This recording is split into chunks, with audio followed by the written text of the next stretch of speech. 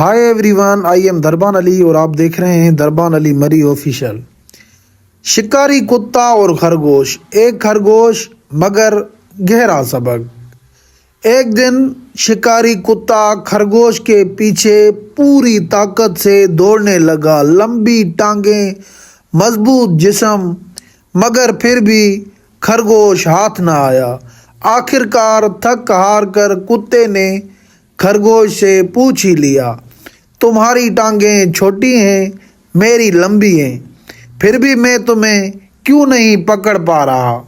खरगोश मुस्कुराया और बोला, क्योंकि मैं अपने लिए भाग रहा हूँ, तुम किसी और के लिए। ये जवाब सिर्फ एक कहानी नहीं, ये ज़िंदगी का असूल है। जो इंसान अपने हक, अपनी इज़्ज़त और अपनी बका के लिए खड़ा होता है, उसे रोकना आसान नहीं होता। और जो दूसरों के इशारों पर अपने ज़मीर को गिरवी रख कर दौड़ता है, वो चाहे कितना ही ताकतवर क्यों न हो, आखिरकार थक जाता है। पैगाम बिल्कुल सादा है, अगर अपने हुकूक के लिए खरगोश नहीं बन सकते तो कम से कम दूसरों के लिए कुत्ता भी मत बनो। और एक दूसरी कहानी है कि एक मस्जिद के सामने एक गधा मर गया। मस्जिद के इमाम साहब ने बल्दिया ऑफिसर को फ़ोन करके कहा, मस्जिद के सामने गधा मर गया है। ऑफिसर ने कहा, हज़रत अब क्या मुतालबा है?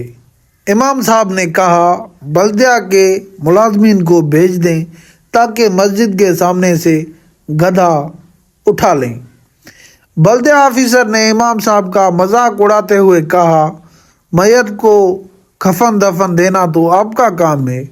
इमाम साहब ने बल्दिया ऑफिसर को बर वक्त जवाब देते हुए कहा, आपकी बात बिल्कुल ठीक है, लेकिन हमने ज़रूरी समझा कि मैयत के वर्सा को पहले इत्तला दे दिया जाए।